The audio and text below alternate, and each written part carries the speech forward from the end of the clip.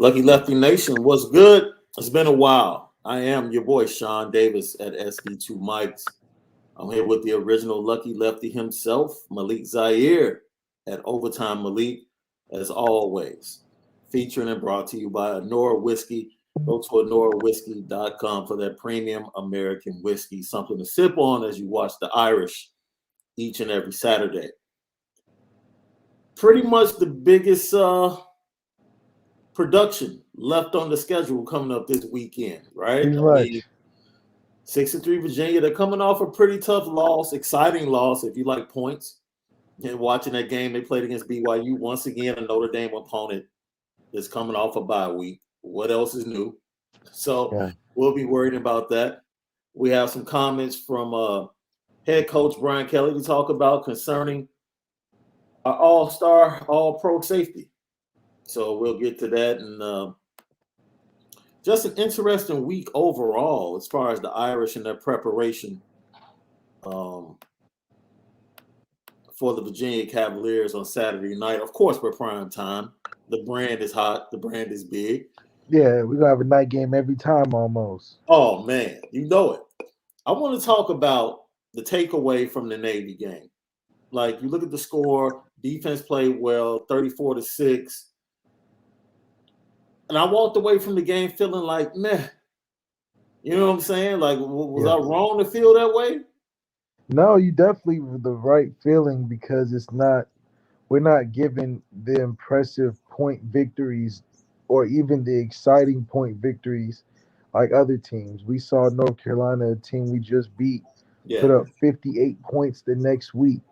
That's something that is a little more exciting in this day and age of the Steph Currys and the Pat Mahomes, of the entertainers in the sports. We want to see entertaining teams, and I think at this point, for us to be traditionally a winning team where we just do it the good old-fashioned way, it's just not appealing in this day and age as much as it is to do it with flair. We talk about that because we'll talk about the college football playoff rankings week 2, the second edition. Confusing is all I can say. Yeah, that's really all I can say, especially within that top 4. But before we get to that, I know everyone's worried about number 14 and whether or not he's going to show up on Saturday night. Brian Kelly gave some clarity to all the rumors that are out there about Kyle Hamilton earlier today. Kyle Hamilton is not ready to play. And so let me just be really clear on this because I think there's a bunch of narratives out there about Kyle. Kyle is not cleared medically to play. And so once he's cleared medically to play, he has every intention of playing. He just hasn't been cleared yet. Once our doctors give him the clearance, he's done everything that we've asked him to do. So I just want to make sure it's clear that this isn't a young man that doesn't want to play, that he's protecting himself for the NFL draft or a bunch of that stuff. Here's a guy that's in the weight room. He's doing all the things that an engaged captain of our football team would do, but he's just not cleared right now. He's dealing with an injury that takes time, and it's taken more time. And like I said, when our medical people clear him, he'll be back. That just hasn't been the case. So I just wanted to be really clear as to what his situation is, so we don't have false narratives out there about what his intention is. And he's been a great teammate, a great captain.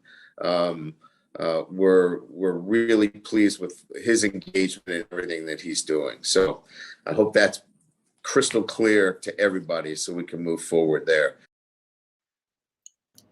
False narratives, huh? See, that's almost worse. I'm going to clear this up. We can clear this up right now. We have been one of the Notre Dame podcasts that have been very open about the process that Kyle Hamilton and his people were going to go through when the injury happened. And we were the first to come out and tell Kyle Hamilton, if you never play another snap for Notre Dame, thank you. Thank you, yeah. You get no judgment from us at all. And Brian Kelly, I think, from the outside looking in, when you have other recruits looking at how a head coach is handling this situation, because they are looking at how he's handling this situation, I have to give him kudos for what he said. Because regardless of what's really happening behind the scenes, he's putting on the front that, look, Kyle is all about his team. He's our captain. He's here. He's on the sidelines. And he just hasn't medically been cleared to play. That looks really good. And that keeps a lot of people that feel like, man, a lot of people with injuries that fight through the injuries. And, you know, he's giving up on his team if he doesn't play. All of that stuff that we totally disagree with. But in the same breath, Brian Kelly's doing a really good job of covering all bases and making everybody in this situation feel comfortable about what's going on with Kyle Hamilton. I like that he kept it, like, brought everybody back down to objective reality. You know, the guy's not healthy. He's not healthy, so he couldn't play either way. Great response by Coach Kelly, because I think it's not only necessary, but it's the truth. And for him to clear it up makes it good. But in my opinion, too, it's a little worse because now he's going on week 3, missing the game, and you're like, man, that injury, I know it.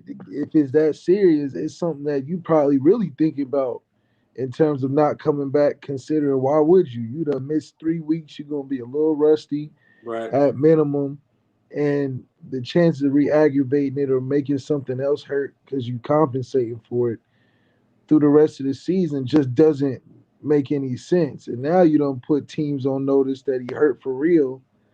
So, you know, it was good and bad. I may have saw it in a different light. I like that you probably went first, got a chance to kind of bring a lighter side to what I thought. But I'm thinking like, man, you put that's a HIPAA violation.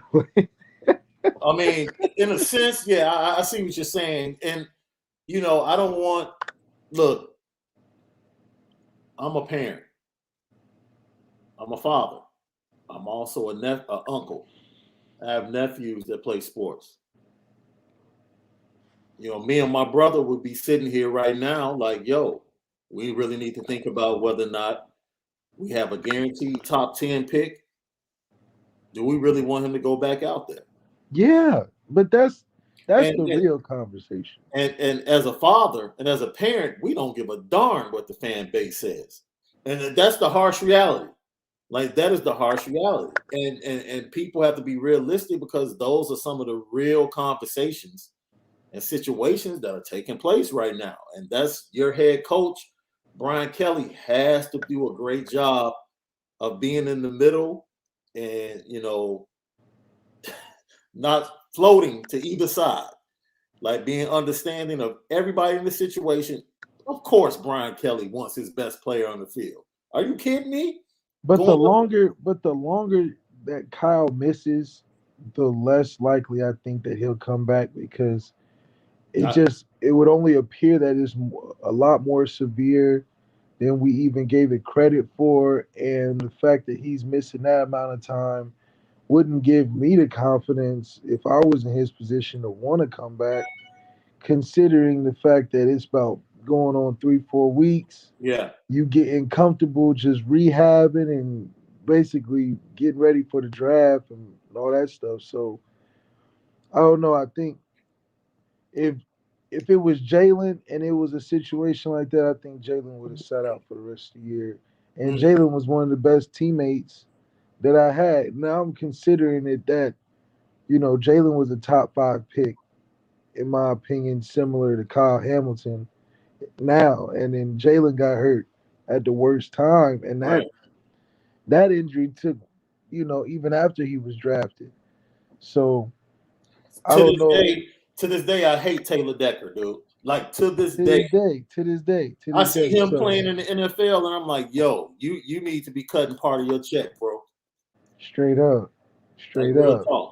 So for Kyle to see that example, I would think that if he was Jalen, he probably would have sat the rest of that season if it was a lesser injury, considering where he would fall in the draft. they both Yeah. were probably top. They both are top 5 picks, and it just wouldn't make sense. And now with him being that Coach Kelly put out that it's a injury that's not a neck, it's taking a little longer. That could potentially slide Kyle back in the draft out of the top 5. So either way it goes, I don't think Kyle has anything to prove, but everything to lose, because you got to have those real conversations when you're talking about the money and the positioning that you'll have. Notre Dame's should love you for everything that you've done so far, and they do. Selfishly, we would want you, but we've proven we can win some games. Not that we wouldn't need you, but we definitely prove that we can manage our schedule. If anything, if you really wanted to come back, I'm saying come back the last games, playoffs, that type of deal. Well, I mean, look, we'll get to that in a second, because the chances of Notre Dame making the playoffs, they're slim.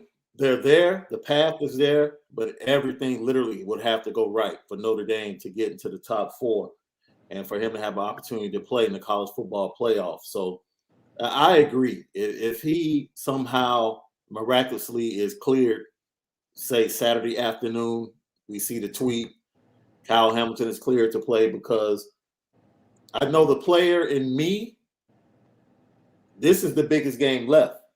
Like, if you want to put on the show for scouts, this is the second best offense in the nation. Yeah. There's no better stage for you to put on a show and to show your skill set than against Virginia in prime time on Saturday night. So if he really wants to play, I know he's probably trying to push everybody to clear him to play in this game. I'm sure he wants to play with his brothers. I don't doubt that at all. But, I feel empathy towards him, just having all sides really pulling on his heart and pulling on his emotions. Like, it has to be tough. It has to be tough in this situation. And I just want the best for the kid, regardless of what that is. The best for listen, he's played long enough with these same guys for them to understand and appreciate that his services, even though they are well needed, if they really love him, care about his future, and realize that, the injury was a blessing in disguise for him, because, who knows? Thank goodness it's nothing surgery related, which is good. But it's still long enough to have enough time to sit and think about stuff too. And so, as much as I'm sure he wants to play, I don't think we beaten Georgia. So in terms of winning the championship, it's not like that's on the line. Right. You know how we feel about Georgia. So yeah. this ain't the year. It's not our year. So it's not like the year. Now, if he was a quarterback, now let me say this though. If he was a quarterback and it was on the line, I think it would be nice for him to come back. I would want him to. I think he should, and it would be nice for him to come back.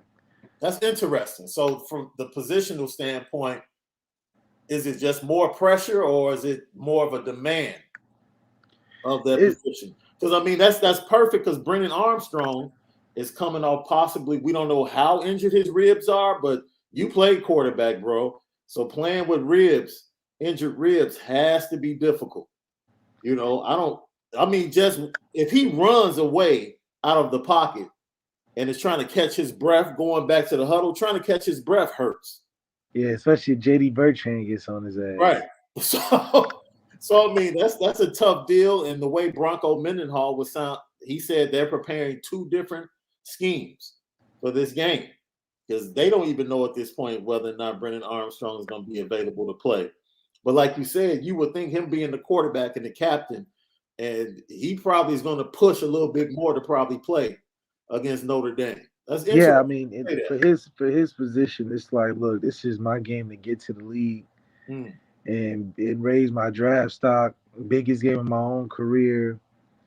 They probably feel like they got the tools to do some things. Yeah. Consider Cincinnati. So, yeah, like Kyle, I think the position makes a huge difference. From many different standpoints. A lot of it being the fact that you're the quarterback. So leaving the team when and if people think that you could come back and you just don't, it just looks worse. Yeah. But Kyle is like, listen, we get it. I can see that. I can see that. Brennan Armstrong would get, yeah. I mean, that's 6-3. The ACC Coastal is still on the line. It's just a lot on the line for them, even though it's not winning the national championship on the line.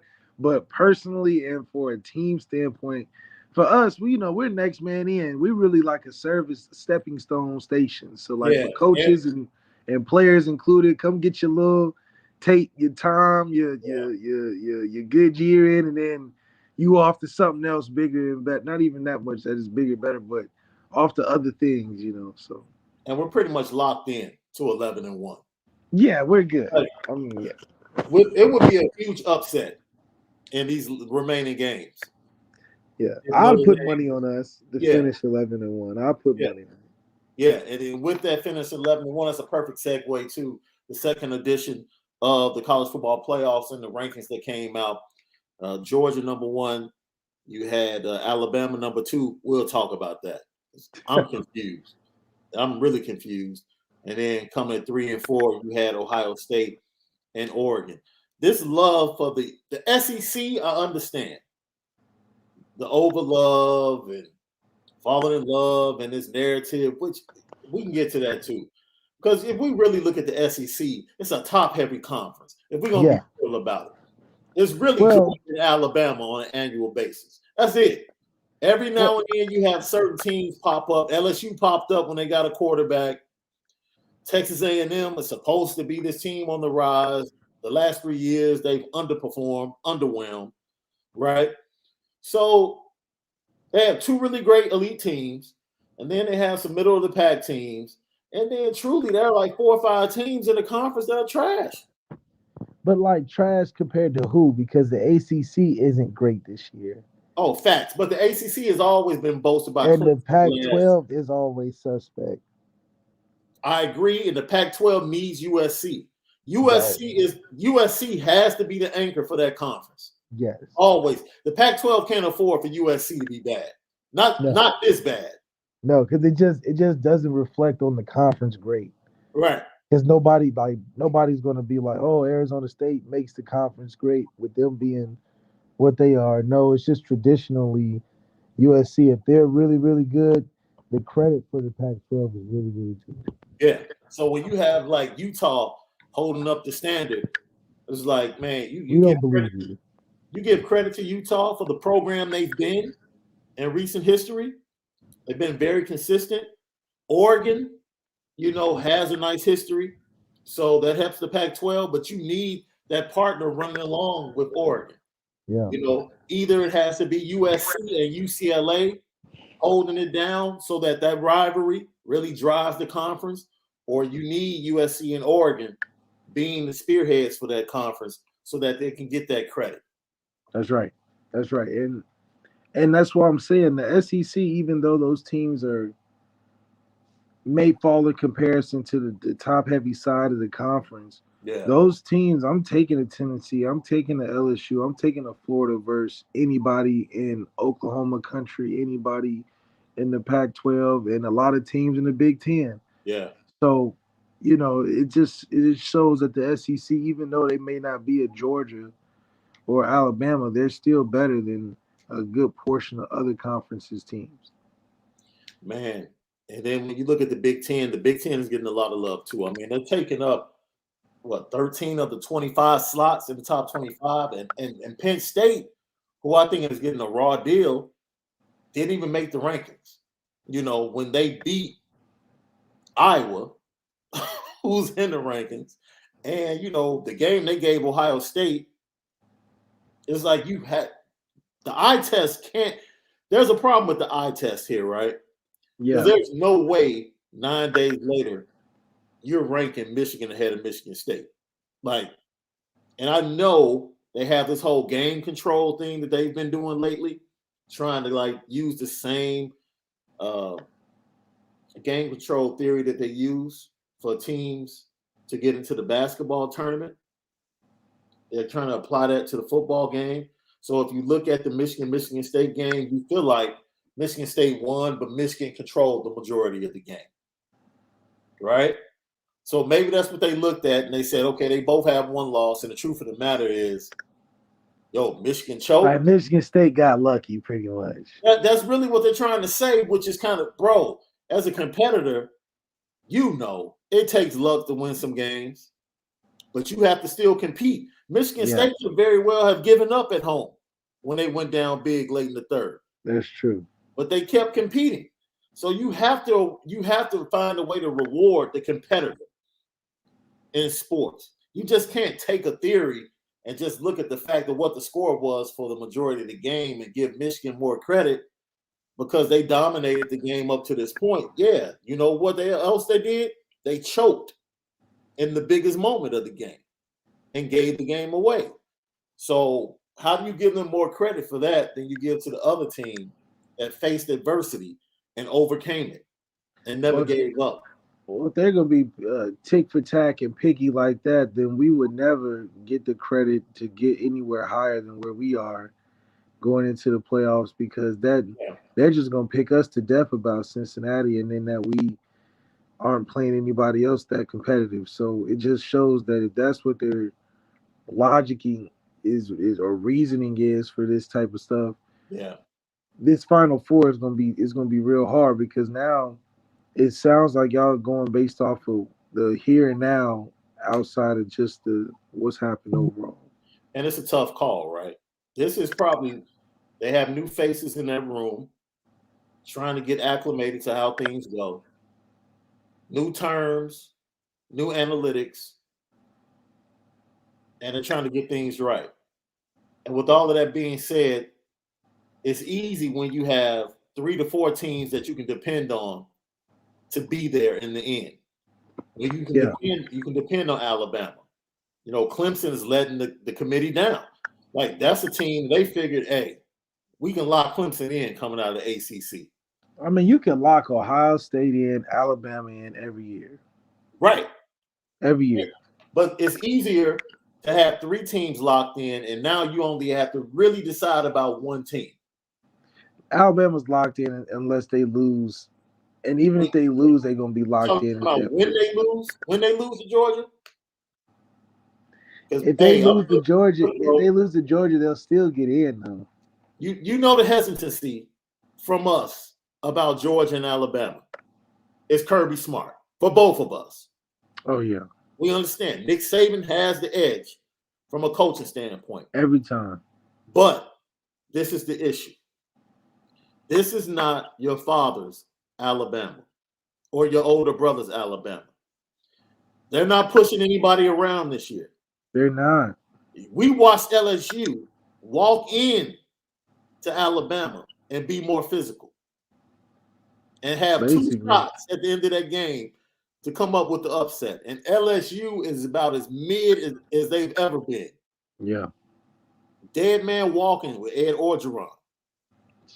They slowed the game down. They out-physicaled Alabama, and they stayed in that game and held that offense and pressured Bryce Young and ran him around the field all night long. Let me tell you something. Georgia's a whole lot more physical than LSU.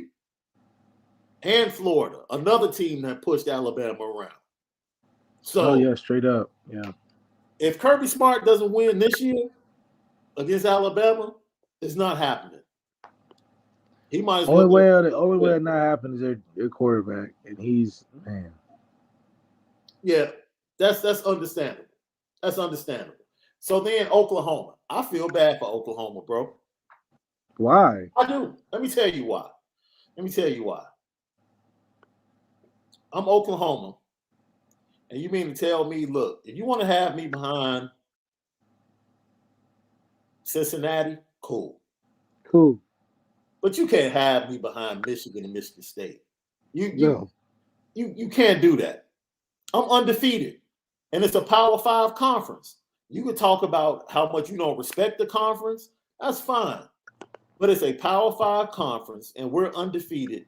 And the truth of the matter is we look 3 times better with this freshman quarterback who's a Heisman candidate than we did with Spencer Rattler. But the thing Give is, us though, some credit.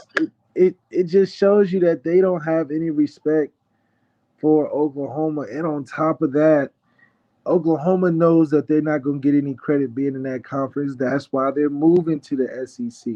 They're Facts. like, we're going to kick all this ass over here and still not get a chance or Right. even close because the Big Ten and SEC dominate that unless you have a one-off team like Clemson. So now it just turns into who's fighting for that outside man looking in spot. Oklahoma will always be the outside man because they will never, ever, ever get credit for having a defense. Because remember, they played Georgia with Baker Mayfield, Right. didn't have a defense, and Georgia did what they did. So it just shows you that the committee has have a long history. Even us, we getting the bad credit. They said, look, Oklahoma and Notre Dame, we're gonna keep y'all far away from the top 5. Because the truth of the matter is, let's be real. And all of our Notre Dame fans that watch us, listen to us on Apple Podcasts, you might not like to hear it. I know you like to go ahead and grab hold to the narratives and, the cynics out there and talk about how, it's us against the world and the media doesn't like us. That's fine. Truth of the matter is, Notre Dame had no business losing to Cincinnati. Yeah, facts. That's None. it. That's Notre it. Dame had no business, and this is the year. You could talk about Georgia, but this is the year. We could have got closer than last year. You could have gotten closer. You could have gotten closer and won a semifinal game and at least. Oh yeah, straight up. We definitely could have won a semifinal game. Absolutely. And there's no way. And look, we talked about it. You can go back and listen to our post show, our wrap-up show after the loss to Cincinnati. There's a lot to put on the shoulders of Brian Kelly for that loss. A hell of a lot. He skated across, in my opinion. He skated in that game because there should have been more stuff put on him for that loss than it was. You could talk about the offensive line, Jack Cohn turning the ball over on the first drive. 17 points just not good enough. Dude, your coach put you in position to be at a deficit based upon his decision in the middle of that game when it was 0-0. And that game right there just shows you that the committee likes the theory that I go with every year. Our seasons are determined based off of 1 or 2 games that are non-conference or somebody that's in conference that's ranked really, really high. Yeah. And if we win or lose that game is usually in the middle or the beginning of the season. That gives the committee enough excuse and reason to be like, if they win it, well, we can't keep them out of it because they go undefeated. Right. But if they lose it, that's all the evidence we need to not let y'all in this or let y'all close to this because we done seen what happened when we let y'all get close and get in the dance. Y'all show up without a date. So our whole thing is that Cincinnati, we knew when we lost to them back then that was going to curse us moving forward. And it's just proven so. It's not helping that Cincinnati continues to win each and every week also. So if they're not getting in it, we're definitely not getting in it. But see, this is the thing. This is the thing.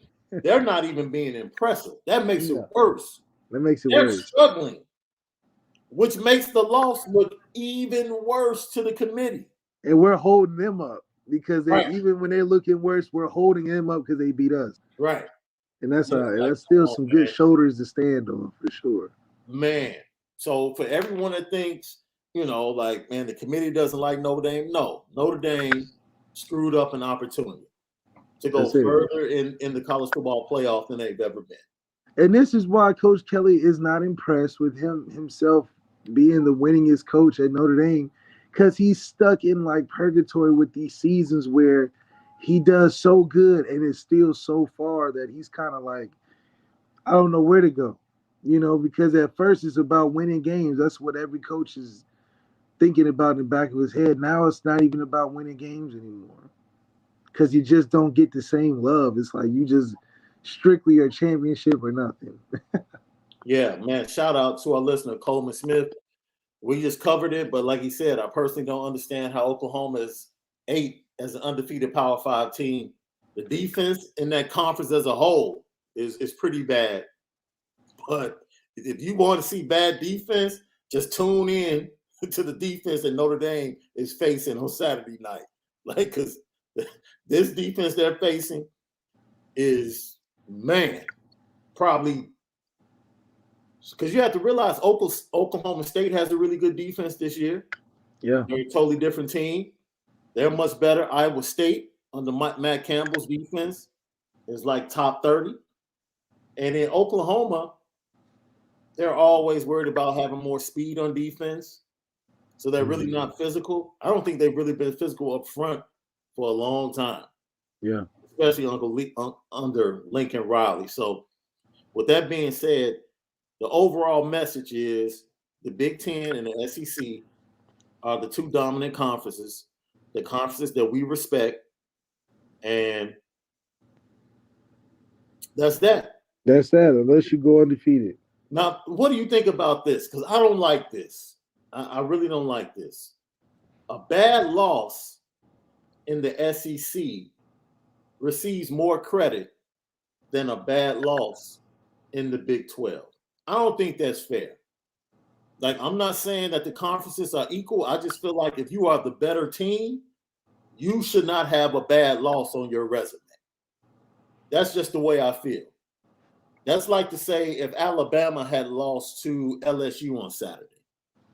Because it was an LSU team that's in the SEC, if you had put that up against, say, Ohio State, losing to Oregon coming out of the Pac-12, they would view that LSU loss almost as equal to that Oregon loss, just for the simple fact that LSU came from the SEC, but they are nowhere near the team that Oregon is. Matter of fact, LSU got smacked by UCLA. Yeah. Dominated by UCLA. Yeah. So, and you're right. I think it's crazy too, because now where do you go from there? If it's like we talked about, it's super picky on how they decide on things. And when you're going from a bad loss, it's all opinionated. It just turns into a huge opinion. Facts. Coastal Carolina was undefeated last year and was nowhere near close any desirable bowl game that they probably felt like they should have gotten. And that was just strictly opinion. Nobody wanted to see them that they felt, and they didn't give them the credit for it. So with LSU, it's like they always feel LSU has the talent that's better than most other teams, even when they're not that great because of recruiting, that team holds a little more weight. For some reason, Big Ten teams against each other hold a lot of weight to where they can, I don't know. It just shows that they have a lot of bias for the SEC and the Big Ten. And if you're not elite on a blowing your conference out or go undefeated, it's just going to be hard to get that fourth spot in. Because like we said, the three lock spots pretty much are Alabama, Ohio State, and then another SEC team. And then we have to use, honestly, after the Ohio State win, Oregon has struggled in a couple of games. They struggled against Fresno. Then they lost to Stanford. Granted, tough situation with the OC not being there, going to overtime. They messed around and struggled against Washington. They had to hold on against Colorado. But that just shows you how tough it is to win all season. Yeah.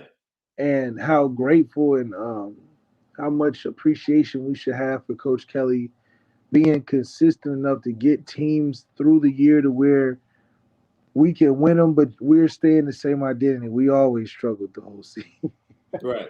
We don't ever have a flare moment where we get the fans' hopes up to where we're like, oh, we about to roll these next 50 teams because we just dominating. It's like, no, we'll win, but it'll be a good fight. That's us. We fight from the first game to the last game, which makes us, the consistent team that we are. We don't have bully moments where we just destroying teams and then the next week we just get flat out whooped. And we just like, how did that happen? We don't ride the wave like that. We pretty much, just move across the sands. And then some of the earlier games, look, Notre Dame fans are more than likely rooting for two reasons, rooting for Purdue this weekend. Oh, yeah. For Ohio State to get that second loss and for Purdue to bolster the win that Notre Dame had against them when Notre Dame wasn't the team that they are today. Like you We talk should about be top if we win this week. Purdue beats Ohio State, then we should definitely be top 5 or 6. I think you would have to. I'm gonna be honest with you. I think Notre Dame should be 6 or 7 now. Oh yeah, we should definitely be 6, 7 now. The Michigan State thing, I think is just because I don't know. I just can't figure it out. They love those 2 front running teams. I think Michigan State showed that they're really front runners. And they're driven on the wave because they had so much emotion coming back at home against a rival that they just showed that in the playoffs they wouldn't do well against a team that's consistent every week. And then Michigan, I like the theory about being in control of games so that even if you lose, it was a struggle. But Michigan just doesn't have enough stars and enough firepower that I would want to see them in a playoff matchup where I feel good about it. I don't think with the quarterback system they're running now, with McNamara and McCarthy going back and forth, Georgia's eating their lunch with that. Georgia's eating their lunch with that. So in terms of a championship caliber Michigan State team, I think they're both great at the one dimension that they do well. Other than that, they're just having a great year. They're having a great year. They're beating teams they're supposed to beat. But in terms of challenging and making it interesting for the playoffs, I think us or Oklahoma have the best chance of doing that out of the teams in the top 10. I can see that. That's real. And that's just from the eye test. It's all eye test. Once again, listeners, if you're watching this now, you can go back in our archives. We talked about how Notre Dame stacked up against the top 10 in the CFP initial rankings. And we pretty much said there at least 6 out of 10 teams that Notre Dame would beat on a neutral field. We'll beat Michigan State. We'll play really well with Ohio State. I think we'll beat Oklahoma because they don't have a defense. And then who's the other 15? Yeah, but Caleb would be something. Caleb would. But I would like Ohio State before I like Oklahoma. Okay. And then I would like Oklahoma to play them instead of Ohio State. Okay. And then we'll beat Cincinnati if we play them again. So right there, we just named the 5. Yeah, we just named the 5, 6 teams that. Absolutely. Yeah. So it really is. Are we beating Bama, Georgia, or Ohio State at the end? We'll see. But we have a better shot than years before. I'll tell you that. All right. James McNeil says he has Notre Dame -5. Yes, I have my piece coming out, my Irish breakdown this week. I'm definitely taking Notre Dame and the points, and I'm taking the over in this game. It's not even Colin Huck and Kelly can mess this up. I think Armstrong is a lame duck, and Notre Dame's D will put a hurting on Virginia. You know what? Let's dig deep into this Virginia matchup because he's talking about the second most efficient quarterback in the nation and second best offense in the nation. They put up points, they put up yards, multiple options, totally different from USC and North Carolina where you had one big-time receiver that you knew they were going to throw to a lot, try to get the ball to. So the multiple assets that they have on offense makes it a little bit more difficult. But you know what? I don't think you sit back the way you sat back against North Carolina and USC. If this dude is really injured early, I'm trying to hit this dude. I'm trying to get a good lick on him early. So I need to send a couple of blitzes early in this game. Even if we don't sack him, I need to knock him to the ground and really check and see how he's feeling. 100%. I think offensively, too, we'll be able to hold the ball a lot more knowing that their defense isn't that great. So running the ball be a premium for us this year or in this game specifically, and that'll keep their offense at bay. Hopefully it'll throw them off rhythm with us just slowly picking up first, second downs, converting. That's going to get them desperate, considering that they're going to a big game. They're thinking they're going to score a lot of points. They get the ball twice in the first quarter and they don't convert on the first drive. They're in panic mode a little bit, because that's just not what they're used to. They're used to flying around, making plays, scoring points. So offensively, we can really get into them We got the running ability to hold them at bay. I think we'll use a lot of that. Coach Kelly's great at preserving wins on the road. I mean, not on the road, but preserving wins in tough climates or in tough football situations by being able to, we're not looking to blow teams out. So I think that's where we get the edge on a lot of teams because we know how to play games close enough to get a victory and save your dignity.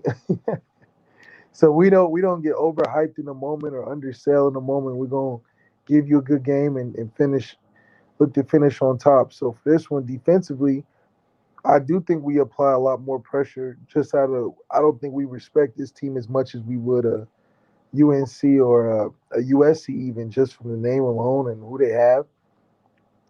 But we definitely be stressed when we do get on the field because we'll be blitzing a lot, leaving a lot of vulnerabilities in the secondary. So, but that's nothing that we're not used to. We gave Florida State a bunch of explosive plays, and look at them. They're probably one of the worst teams around. The worst teams around. So I'm not going to be surprised if their team just eats up a bunch of yards. It's just about points at the end of the day. Yeah, man, it's crazy because, you look at the offense, and the one thing that Notre Dame is going to be dealing with, and you can point to this as a quarterback, Avery Davis is the inside guy. And most slot receivers are technicians when it comes to running routes because they run a lot of option routes. They run the slants, the double moves, the posts, which, most receivers need to know how to run. But when you're in that slot and you're really trying to find the weakness of the zones, if you're not a man-to-man, it really takes a technician to know and be in tune with the quarterback to be able to get those receptions and those completions. So when you take him out because of his ACL injury, he's out for the season now. We learned that this week. And now Lorenzo Styles Jr. goes in that slot. He has speed. So crossing routes, post routes, he should be fine. But like any option routes or trying to find the weakness of a zone, he might not be as good and might not be in tune with Jack Cohn as well as Avery Davis was. So that's something. We talk all the time. We always wanted Michael Mayer and Kevin Austin Jr.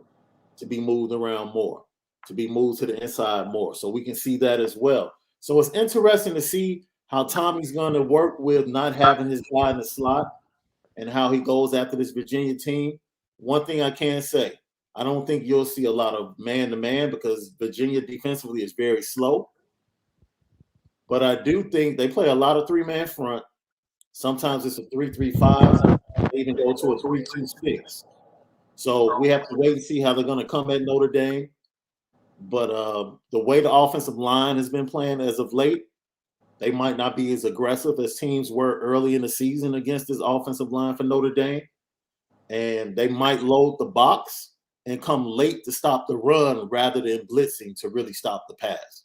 Yeah, that's right. And I do think that it'll just be another type of challenge this year or this week, different than the UNC week because we're not facing a totally dualistic quarterback like Sam Howell was, who was able to pick up the run yards and throw the football and extend plays. This guy is more efficient, so he's getting out quick, which will hopefully give our secondary a chance to jump some things. I'm expecting Cam Hart to have enough veteran experience and leadership to be able to make some veteran plays. It's a time that, they know they're going to try to get the ball out of their hands quick.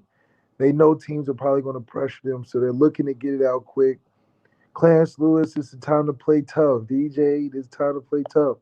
And I think this would be a great opportunity for, like last week, our linebackers were important. Our secondary and the back end is going to be important this week. Secondary is major this week coming up. Let's see, you got Drew White. So you might see Prince Colley a little bit more. J.D. Bertrand, how do you get him?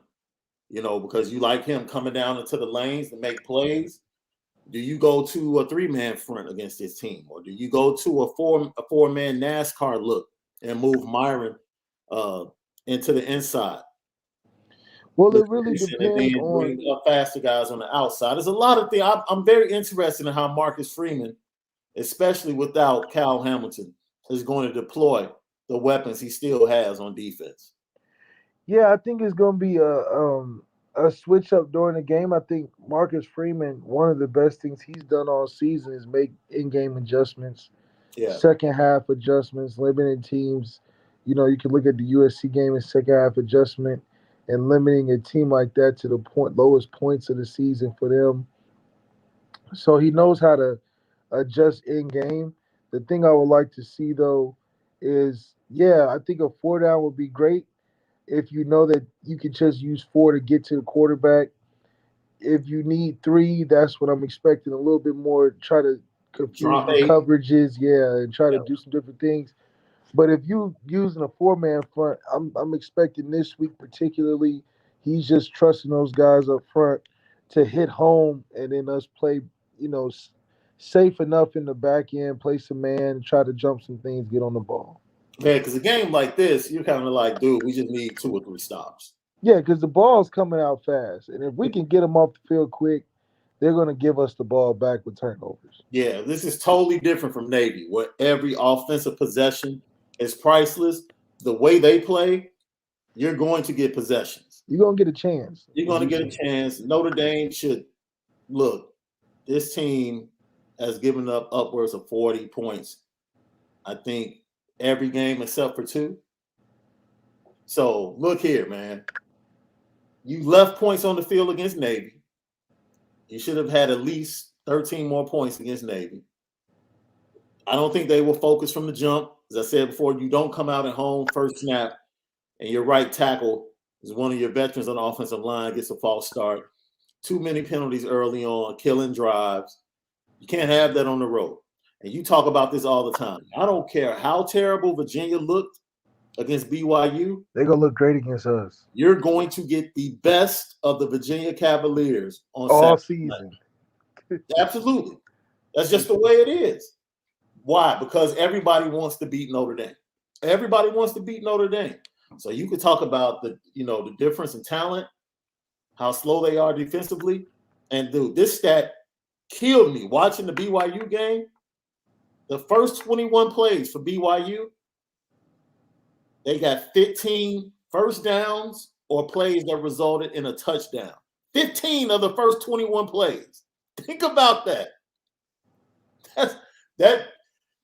Dude, this defense is below Big 12 level defense.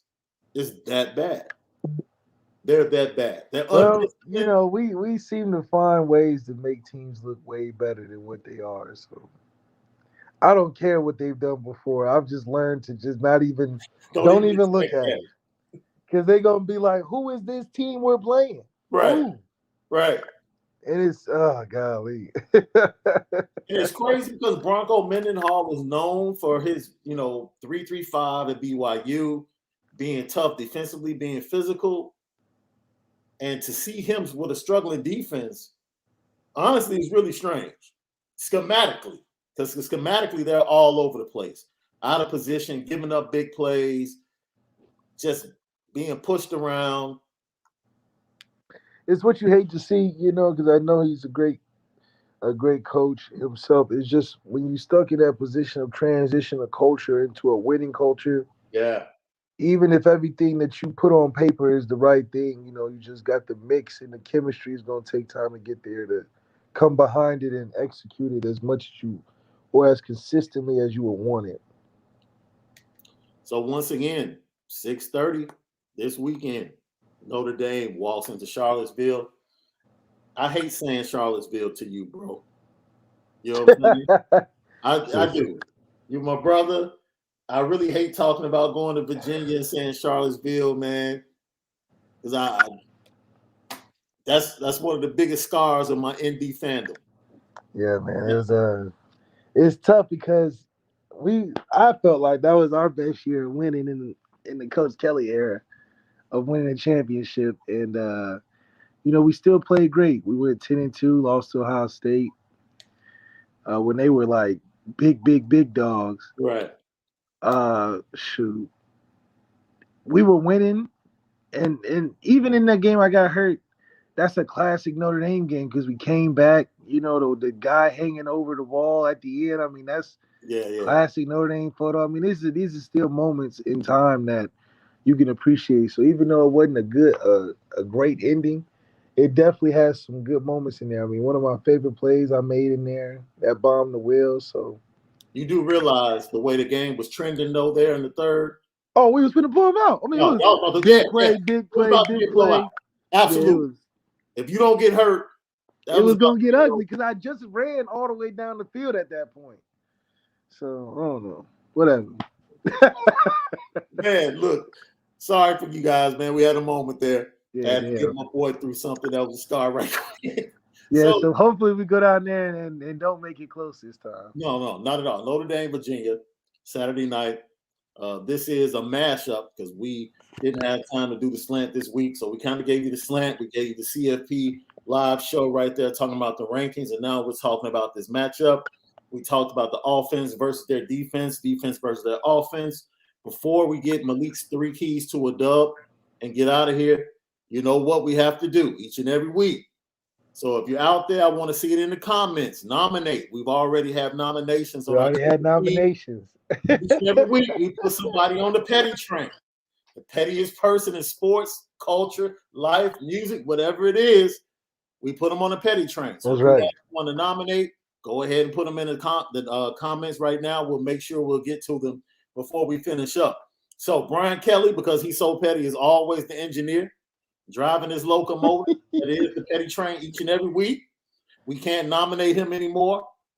But without question, it's a Chicago week.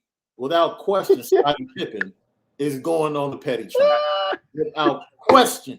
As a Chicagoan, I could not allow this opportunity to go by without placing Scottie Pippen on the petty train. What is he doing? What is he doing?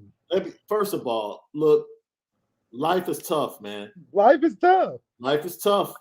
You know, you lose a son to a tragic accident. You lose your wife, the future. You know, the last dance comes on. Yeah. You have to deal with the 1.8, the 1.9. Have to deal with the contract and all the negative things in there. And maybe you felt like a lot of tough stuff. Maybe you felt like you weren't seen in the best light. But see, this is the problem. I'm a Chicagoan, and I represent most Chicagoans when I tell you this, Scottie Pippen. Right. The narrative is already written, my friend. There is nothing you can do. There is nothing you can say about Michael Jordan that's going to change the mind of any Chicagoan. No. Any Chicago. I don't care if you do interviews. I don't care if you write a book. I don't care if you catch Mike in a sex scandal at this point. Nothing. Nothing is changing the mind of Chicagoans and Chicago Bulls fans about Michael Jordan. We don't care, Scotty. Right now, this is a money grab for you. That's it. It's a money grab. You done flipped it on him and said it's a money grab. You can't change the narrative. Look, Scottie Pippen in The Last Dance said when he got drafted, I'm coming to Chicago to be better than Michael Jordan. You failed. You failed. Those were your own words, and you failed. And it was never going to happen. It just wasn't going to happen. So now we put you on the petty train because we were empathetic towards you. All the stuff you went through, the tragic death of your son, the way Larsa was out here moving around. Man, we had your back. Chicago had your back. You had to go and touch the golden goose. You had to go and touch the gold. Do you understand from a championship standpoint that Chicago is still living off Michael Jordan? That's right. To this point. To this day. It's the 85 Bears and it's Michael Jordan. And it's Michael Jordan. That's it. That's it. That's what the city's built. Windy City. That's what it is. It's built on. That's what we are holding on to till this day. You can't tear that down, man. And you go and put your mouth and then have the nerve to mention his father and his tragic death. Dude, see, that's not bro code. That's not bro code. That goes beyond bro code, man. That's just being a human being. You're doing too much. And I understand you didn't like the narrative after The Last Dance and how it made you look. But nothing was a lie. You did sit out the 1.8. Chicago fans still are holding on to that to this day. To this day. You did sit out and refuse to get surgery during the offseason and make the last season in 98 even more difficult. And because you sat out, you ended up getting a back injury during the playoffs, which means Mike had to even become more of a GOAT and carry you on his back. And then I hear you say, I've heard of a lot of flu games, but I've never heard of a bad back game. You played horrible during that back game. Straight up. You gutted it out. You gutted it out. You gutted it out. I give you credit for that. Yeah. But Mike had to go. He had to go ham. He had to go ham. About 45 and do what he did in the last 2 minutes offensively and defensively to bring it home because he knew you wouldn't be available for game 7.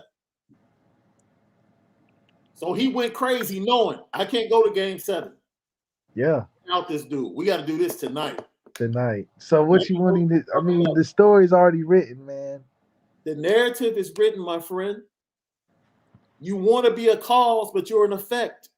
Yeah. You're not a cause. You're one of the dominoes. It's just the way the cookie crumble, man. You was a part of it though. Get over it. Yeah. You made mad money. You're beloved in Chicago, but we still hold things over your head. Yes, we do. And honestly, we didn't need the documentary. We did. It was already, it was still the same It was there. We knew. The streets talk. The streets talk. The streets talk in Chicago. So there's stuff that we know about Scottie Pippen that wasn't in The Last Dance. And we're going to hush. You better chill. We're going to, you better chill. You're running your mouth right now. And some stuff in the streets that if it gets out, it's going to get real bad for you. It's going to be another Last Dance. Yeah, so just go ahead, sell your book, and fade. Sell your books, cash the checks, and fade, my friend. Hit him like the Draymond. They don't love you like Kobe. Yeah. Man. They don't love you like Jordan. So look, somebody has we got my boy right here. Nominates OBJ on the petty train. Got a guy Q Kibbs 97, OBJ. OBJ was being a little petty towards Baker Mayfield. He was. His father was really the petty one, though. But listen, if you ain't getting the rock and you got 73 million Instagram followers, I mean, hey, you got to give me the rock on the show. I need posts. I need Instagram posts, man. You tripping. Man, look. Yeah, I can see OBJ and the way he handled the situation, but his plan worked because he really wanted to get out of there. I mean, he landed in the spot that's not the best for him. That's how you know he wanted to get out of there. Hey, he's out there in L.A. He chose the worst quarterback of the list that he could have gone to. Like, if you told me I'm choosing from Matt Stafford, Patrick Mahomes, and Aaron Rodgers, there's no way I'm choosing Matt Stafford. I don't know why he chose L.A. because Deshaun Jackson just left because he wasn't getting the ball. Facts. And they're, at this point in their career, the same player. Facts. Maybe he wanted to go to Laker games on off days. I don't know. He does have a home out there as well. Man, he must felt like he had enough money and he about to ride the season out. He just want to play at home, man. Shout out to you, Q Kibbs. Let's see. Demetrius Rex says, man, throw Kendrick Lamar on the petty train. Half a decade since his last album and his first performance in 3 years that's going to take place tomorrow. He'll be performing all old music. Hey, honestly, Demetrius, I will be paying top dollar to hear. Oh, for sure. I'll be there front row. You going? I don't know what you're talking about. I don't know if that's petty or that's just man, you just gotta go, man. That's I mean, everybody wants Kendrick music, And then when TDE put out that little, teaser, they thought it was a Kendrick album. It really was I think it was really about SZA and her project. But she's out really performing a lot lately. So I think she's probably the next TDE project to drop. I want to nominate somebody else. I want to nominate, and dude, your significant other, by the way, is hilarious. It's hilarious. And then you'll find out why. I want to nominate because my daughter was home for the weekend, so I was forced to listen to Summer Walker's album all weekend. I want to nominate Summer Walker to be on the petty.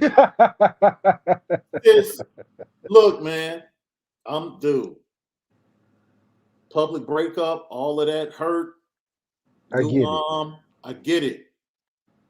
You know, you use your music as your voice. I get it, but man, you went there. Like you went there for real. You know, went it sucks above and because beyond to make it my sucks. man London look real bad. It sucks because you got too many other people that's trying to relate and you messing up people's stuff now. Yeah.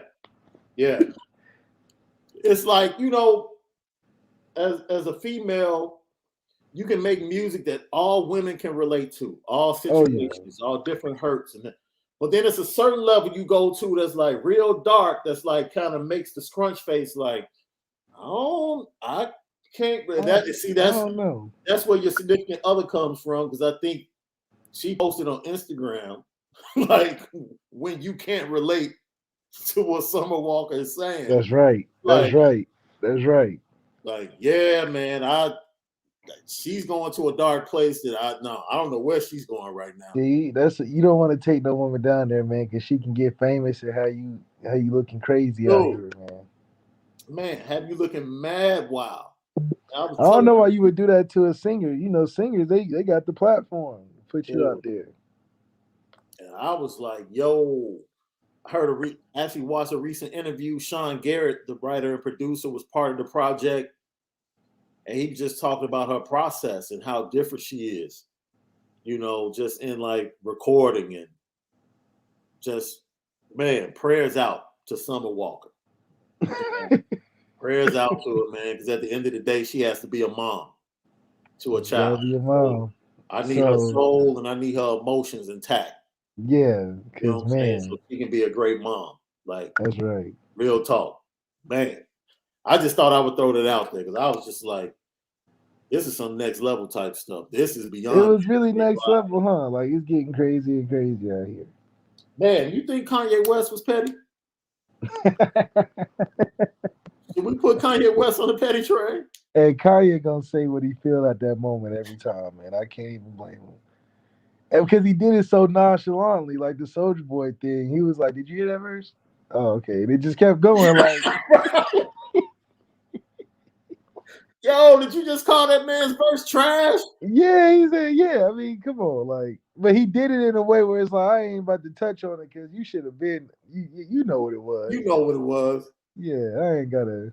Come on, man. When you have guys like the Baby and Lil Baby, I would expect the Soulja Boy verse at this point in time to be subpar. I would. Yeah, I mean, you know, Kanye ain't no music. Let's not forget this man really got an ear for some stuff now. And on top of that, that wasn't even the most petty thing he did. The most petty thing he did was put everybody in that group chat and said, "I'm richer than all of y'all combined." I mean, that's hard. That's hard.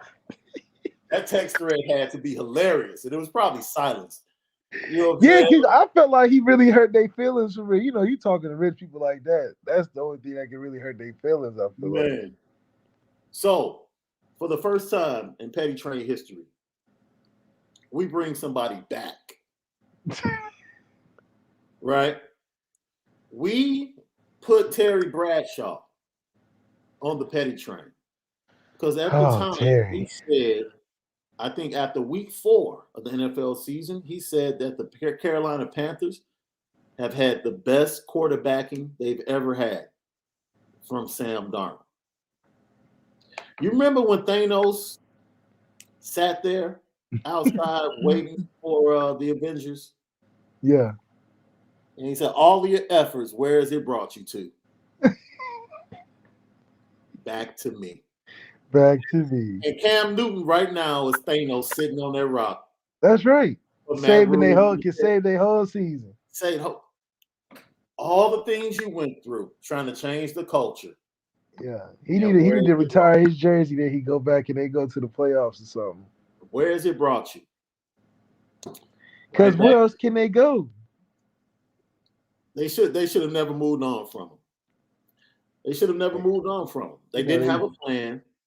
You know, you go out, you get Teddy Bridgewater, but then you feel like Teddy Bridgewater isn't the guy. And then in his stead, you're going to get Sam Darnold. And the whole time you had Cam Newton. The whole organization needs to go on the petty train. That's what the whole entire Carolina Panthers organization and Terry Bradshaw returns to the petty train because Cam. But what can Cam really even say? Like, can he be like? I don't know how I would feel, man. Like, he only going back because he got to. How are you walking up in there? How do you think you know how Cam is? He gonna come with his crazy outfits. Something even crazier than before. But at the end of the day, he on a short leash too, because they can cut him again. He got 4 guaranteed though. Yeah, they gotta give him something nice. That's sweet too. Like you saved your body half a season, you got $4 million guaranteed. Yeah. And you can make up to 10. Yeah. That's sweet. That's sweet. Cam Newton, man. I think you can't keep a real one out for too long. Yeah. That's true. That's true. I would like to say that Tony Carritti, the referee, I hope I said his name, from Monday Night Football. Oh man, that's the super pettiest. Hey man, look here, man. He was already pulling his flag out, bro. How you already? Dude wasn't even facing him. That's how I was like, he was about to do something dirty. Dude wasn't even facing him yet. He was about to pull the flag out. And do you purposely bump him? Purposely bump him on the way by? Come on, man. Like, some slick. That's crazy. As a ref ever said anything crazy to you on the field? No, that's why I'm like so surprised that a ref will go out his way to try to get you ejected. That's next level. Man. It's so crazy, man. I've heard stories about referees in the NBA, certain referees telling star players, you need to calm your ass down. That's different because NBA, they be snapping so crazy, and it's like, all right. Yeah, and they 6'8", 6'9", talking to you, and these refs is little as shit. Hey, hold on. The NBA refs be cut, though. They be cut, but they're like 5'8". The NFL refs are cut, too. Yeah, but, that's football different. You can't say nothing in football. In the NBA, they got people all in your grill talking crazy and cussing you out. Yeah, right. NBA refs get it worse for sure. Yep. All right. Now it's time for Malik's Keys to a Dub. It's 3 Keys to a Dub brought to you by and featuring Onora Whiskey. Go to OnoraWhiskey.com for that premium American whiskey. Malik, your 3 Keys to a Dub on Saturday night. Virginia, we got to get 5 sacks defensively. I think 5 sacks will take them out of enough drives to get us in position to get a lead. And if we play from a lead, I think we'll have great success in Charlottesville. Let me think. Second thing for us, we need to be able to capitalize on points early.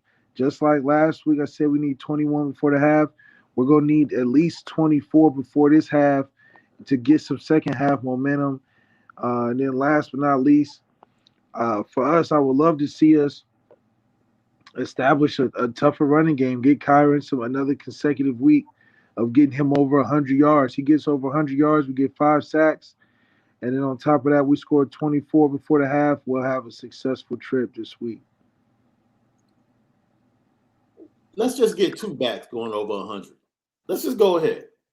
Yeah, 2 backs. Let's get 2 backs over 100. Let's say over 150, considering we're playing one of the worst defenses out there. No, let's say Kyron gets about 160 and Logan breaks it with like 108. Yeah, I'm liking that. We do that, we'll be in good position. Yeah. Might as well. Michael Mayer, can we actually see him have a dominant game? He has a chance, but Jack just got to throw it to him. My whole thing is, why not take it? If you know you don't have a strong arm, take more chances with Michael Mayer because he's not that far down the field. At least you know you got a matchup, huh? You know what's dangerous about this game? and this is what's dangerous, right? We talk about how bad their defense is. You remember when we would play NCAA, right? Back in the day. And, you know, if you're good at NCAA and you play, you pretty much have like the same 5 to 7 plays that you just run all the time that are unstoppable. Yeah. If you know what you're doing, right? But then you come up against one of the horrible teams on your schedule and you say to yourself, you know what? Let me go through the playbook and see if this will work and this will work. And, you know, you look up, all of a sudden it's a turnover, you know what I'm saying? Interception, they run it back. Crazy stuff happens. Now you got to go back to your plays and just run straight 56 straight points off and just make it happen. You know what I'm saying? Yeah. Like, that's the danger that Tommy might have, like, looking at the tape of Virginia's defense. Like, you know what? I got some stuff in my bag I haven't even used, man. And this is really a game where you're like, you know what? Let's just pound these dudes. It's definitely a game where you can get a trap and then you feel like you watch film and, oh, there's 16 different new things I want to try. Yeah, yep. I think we learned not to do that from doing it with Navy last week. I thought we was trying to get too cute with Navy. Yeah. But like I said, man, this is another week we're expected to win. So every week is a little bit more tense considering we're getting closer to the end, and we really need to nail out some of these victories and make them a little more cleaner, and we'll be all right. So that's it. Notre Dame versus Virginia this Saturday night at 6:30 Central Time, and that'll be I think it's 6:30 Eastern if I'm not mistaken on ESPN. So it should be a great matchup, man. It should be a lot of points. As I said before, my tip to you get bettors out there, take Notre Dame in the points, 5-point favorites, and definitely take the over. I think the over right now is right at 68.5. I have to double check that, but I think it's at 68.5. Take that, and Malik will probably look at me crazy again, but look here, man. We've put all the pressure on the defense every game and told the defense what they need to do. If I'm Brian Kelly, I'm walking out and I'm coming back into the locker room before my pregame speech, and I'm writing the number 50 on the chalkboard. And I'm saying, offense, if we come back in here with less than that, y'all gonna have some problems during practice next week. Straight up. There's no excuse not to post 50 points on this team. It's on you tonight. It ain't on our defense. It's on you tonight to get the job done. Let's go. That's it. That's it. Like whatever. I actually got us going 42-31. I got us winning. 42-31. You think that's more impressive than, you know, winning like 31-7 and shutting their offense down? I think that being number 2 offense in the country it'll be a little tougher than usual. They're playing at home. They'll have some momentum. Yeah. And we known to give up some explosive plays. And with no 14, even more of a concern. But the good thing about us, though, is that we're not going to get it to a point where we're winning by 3-4 touchdowns. So for us scoring points and then them scoring, us scoring, them scoring, but us controlling it, I think that's the way it'll go. And I think we'll end up with 40 at the end of the day. All right. That's the preview show for tonight, man. Thanks everybody for watching us. You can watch the rebroadcast of the preview show tomorrow at 6 right here, and then it'll be aired again Saturday morning at 9:30 a.m. on the Lucky Lefty Podcast YouTube channel. So, for my man, Malik Zaire at Overtime Malik, I am Shaun Davis at SD2 Mics. Check out all of our great content. Go to the YouTube channel right now. Share, like, and let somebody else know. That's right. Comment about the Lucky Lefty Podcast. And also, we're available on Apple Podcasts. Type in A2S Network, and all of the great content. Previous shows will be right there at your fingertip on your smartphone. All right? We'll see you guys after the win for the wrap-up show. Late. Yeah. Late. Yeah, go Irish, baby. Let's get it, baby. We're going to get it done. Yes, sir. All right. We bid you adieu until we get a big W on Saturday.